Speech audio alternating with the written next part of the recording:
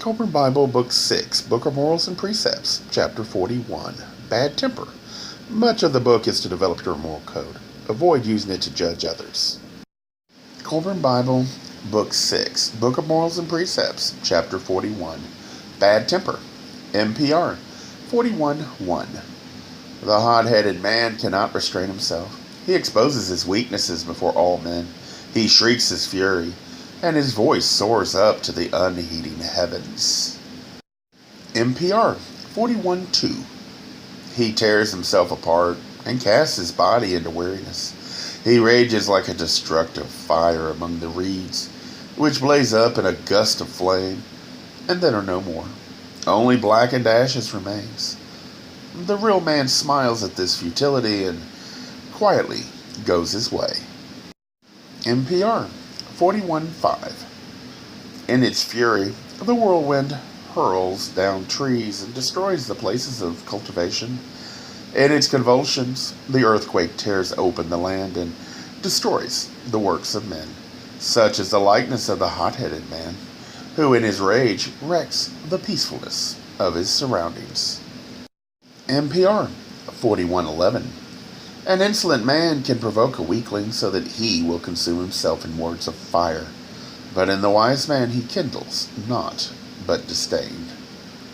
MPR 41:12. The floodwaters of bad temper rise in the mountains of weakness and folly, but they drain away into the seas of remorse and regret. I have problems with this rule. I can be passionate and lose myself. On social media, you run into trolls. What we tend to forget is the two having the conversation are never going to agree. They need time, both of you, to digest what has been said. One can't hear and speak at the same time. The platform should be much like a debate. This also applies to real life when you're talking out in public. People have eyes as well as ears. If you become heated, frustrated, you should remember others will read or hear. And even if you have wisdom or facts on your side, no matter how great your argument, if they stay calm and you lose perspective, all the good you did will be thrown away in an instant. I prefer to engage trolls, but it's wise to focus less on convincing them and focus on challenging your thoughts. People can only be convinced by your actions. Words mean little if you do not show you live those words. As I said, I struggle with this. For me, the only blind spot is when I see others being hurt that are less able to defend themselves. Still, I say trolls are a good thing. If you know the moment when to disengage, they can sharpen you.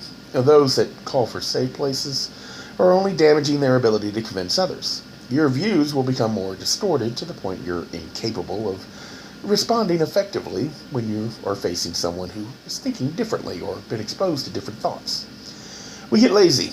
I think God understands we need an opposing force to force us to push forward. The earth provides that, but also people. The material world offers much, but they are tools to shape and temper us.